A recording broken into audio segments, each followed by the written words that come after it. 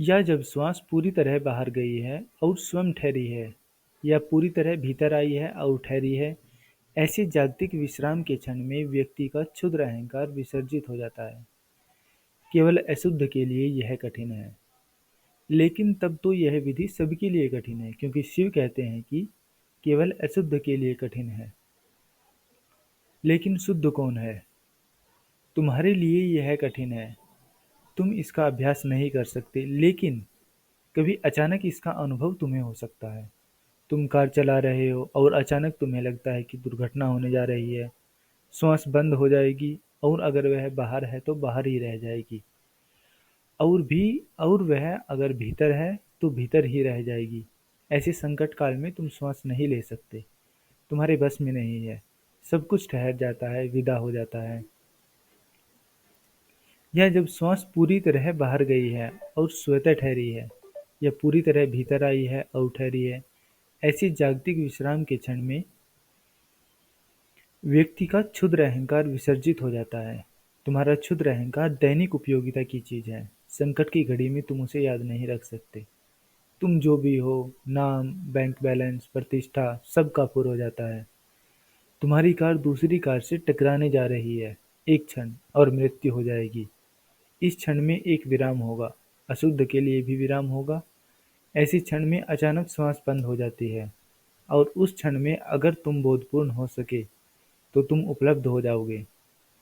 Japan में जैन संतों ने इस विधि का बहुत उपयोग किया है, इसीलिए उनके उपाय अनूठे हैं, बेतुके और चकित करने वाले होते हैं। उन्होंने बहुत से ऐसे काम किए हैं जिन्हें तुम सोच भी नहीं सकते।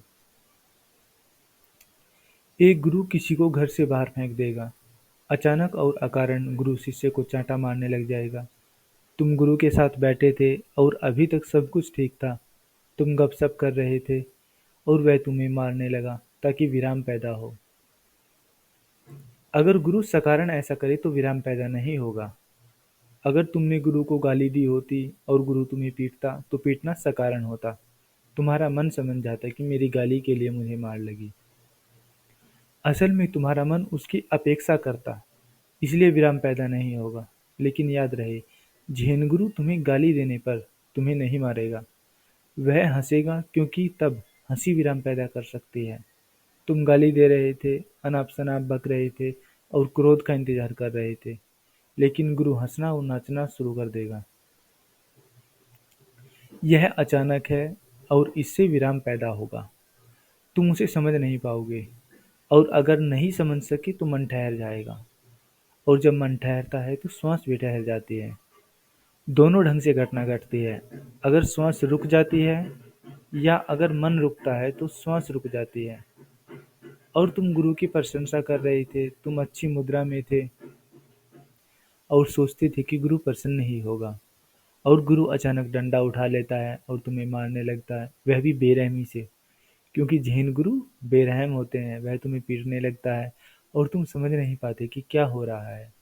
उस क्षण में मन ठहर जाता है, विराम घटित होता है, और अगर तुम्हें विधि मालूम है तो तुम आत्मोपलब्ध हो सकते हो। अनेक कथाएं हैं कि कोई बुद्धत्व को उपलब्ध हो गया जब गुरु अचानक उसे मारने लगा था। तुम नहीं समझोगे, क्या ना समझी है। किसी के पीटने पर या खिड़की से बाहर फेंक दिए जाने पर कोई बुद्धत्व को कैसे उपलब्ध हो सकता है? अगर तुम्हें कोई मार भी डाले तो भी तुम बुद्धत्व को उपलब्ध नहीं हो सकते।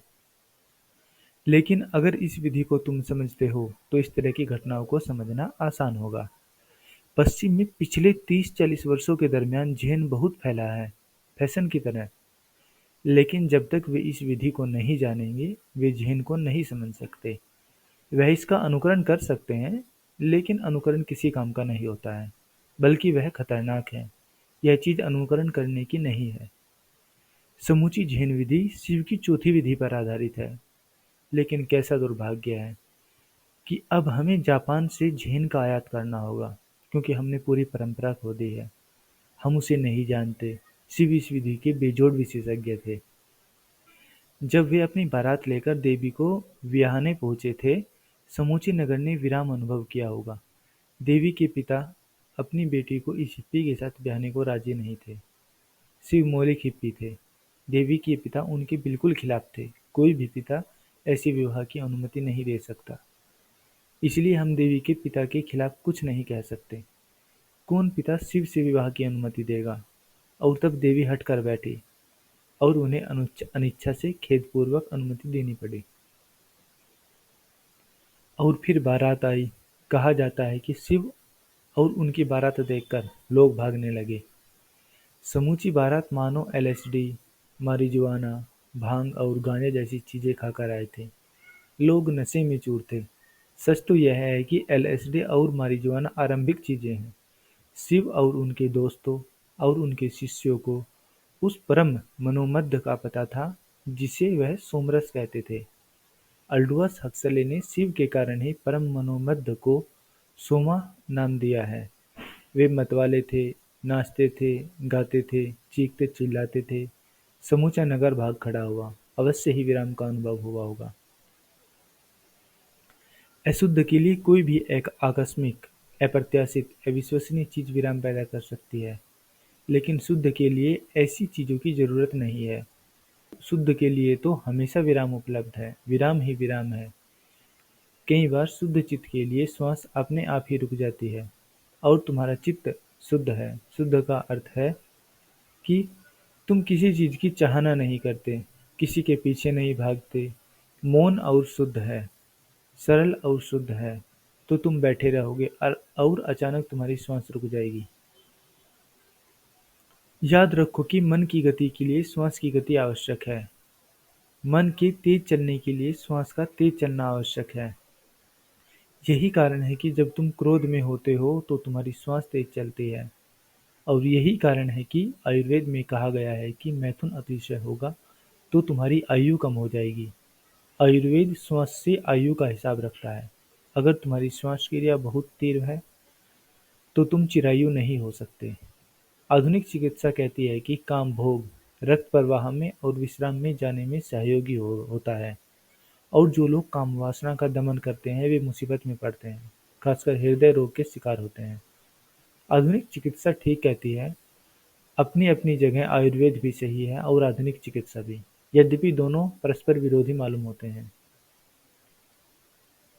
आयुर्वेद का आविष्कार आज से 5000 साल पहले हुआ था। तब आदमी काफी श्रम करता था, श्रम ही जीवन था, इसलिए विश्राम की जरूरत नहीं थी और रक्त प्रवाह के लिए कृत्रिम उपायों की भी जरूरत नहीं थी। लेकिन अब जिन लोगों को बहुत शारीरिक श्रम नहीं करना पड़ता है उनके लिए काम भोग ही श्रम है। इसीलिए आधुनिक आदमी के बाबत आधुनिक चिकित्सा सही है। वह शारीरिक श्रम नहीं करता, उनके लिए काम भोग श्रम है। काम में उसकी हृदय की धड़कन तेज हो जाती है, उसका रक्त प्रवाह बढ़ जाता है और उसकी श्वास क्रिया गहरी होकर केंद्र तक पहुंच जाती है। इसीलिए संभोग के बाद तुम शिथिल अनुभव करते हो और आसानी से नींद में उतर जाते हो। फ्रायड कहता है कि संभोग सबसे बढ़िया नींद की दवा है, ट्रैंक्विलाइजर है, और आधुनिक आदमी के लिए फ्रायड सही भी है। काम भोग में, क्रोध में श्वास क्रिया तेज हो जाती है। काम भोग में मन वासना से, अशुद्धियों से भरा होता है।